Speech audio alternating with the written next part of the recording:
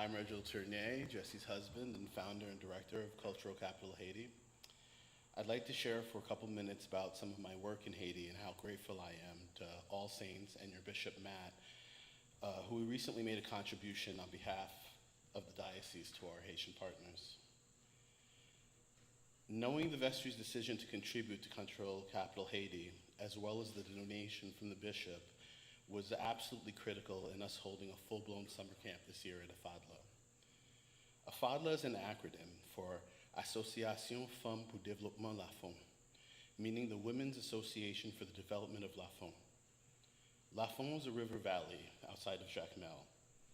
Peaking in the late 1800s, but up until the early 60s, this area produced tonnage of chocolate, bananas, coffee to be shipped to France and sold throughout Europe.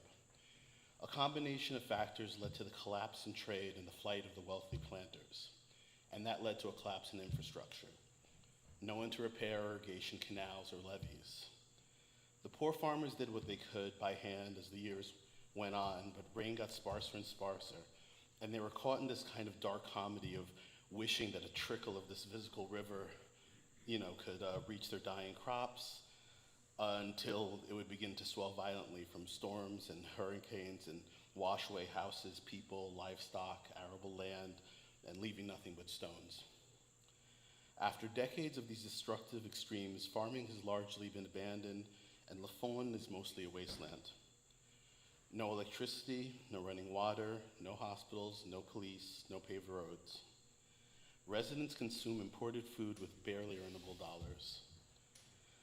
Those without family abroad or capital and entrepreneurial skills are obliged to work with nothing more than pickaxes in dangerous lime and gravel mines where many collapses claim lives on a monthly basis, and way too many women and little girls are left to survive on one form of sexual exploitation or another and deal with ensuing pregnancies and diseases on their own.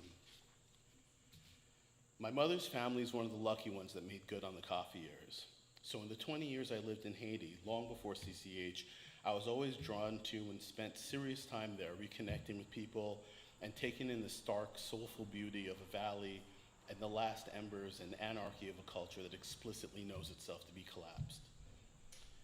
I say all this to share my perspective on how extraordinary AFADLA really is and why they were precisely the kind of outfit my organization, Cultural Capital Haiti, is designed to empower. AFADLA was founded in 2021 by an intrepid group of young female university students on break from school in Port-au-Prince. They felt the need to bring the skills they were learning to bear on their rural and severely under-resourced hometown. They organized free mobile medical clinics and dental clinics and served people with ailments that often hadn't been treated or seen any kind of medical professional in years. They organized anti-erosion tree planting missions, small business seminars, holiday cultural activities for children. What they wanted when they came to us was a home. They were tired of having to wrangle spaces. They wanted a permanent presence. CCH was founded a decade after the massive influx of aid workers and NGOs that came with the earthquake of 2010.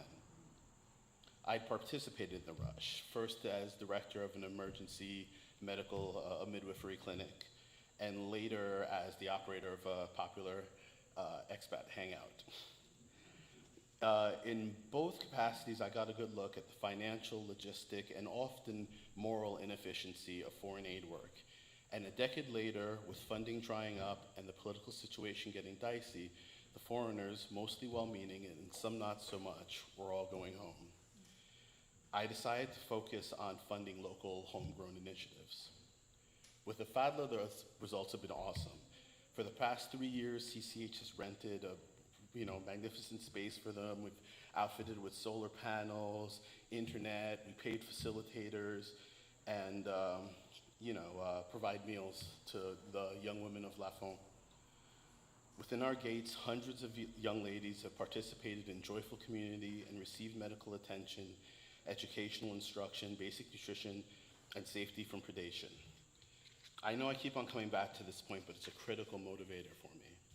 UNICEF has reported that a staggering 1,000% increase in sexual violence to minors in the 2020s, with the decisive majority being young girls, and we see it at the local level. They're being targeted for sport. Even modestly paying the facilitators and giving them a platform to structure their time in a country with a labor participation of 30% is an absolute good that we are really proud of. This year's summer camp saw our biggest enrollment at 210 girls. One of our main draws has been a knitting program to which Karen Altenberg's business, Pick Up Every Stitch, donated a tremendous amount of yarn. You'll see some of the girls' early handiwork in our display in the parish hall, although the ladies are saving the finest yarn for the graduates to work on this fall. They're already selling pieces locally. We plan on setting up an Etsy for them to, reach a larger market. Along with dance, gardening, reproductive health seminars, a solid meal, and just a space to be a young woman, this has been a success, and we couldn't have done it without you this summer, for real. Fundraising is always a challenge. We're currently applying for a $15,000 Sustainable Development Grant from the Episcopal Diocese of New York to fund a poultry operation that'll serve as a teaching platform, but also a big step towards self-sufficiency.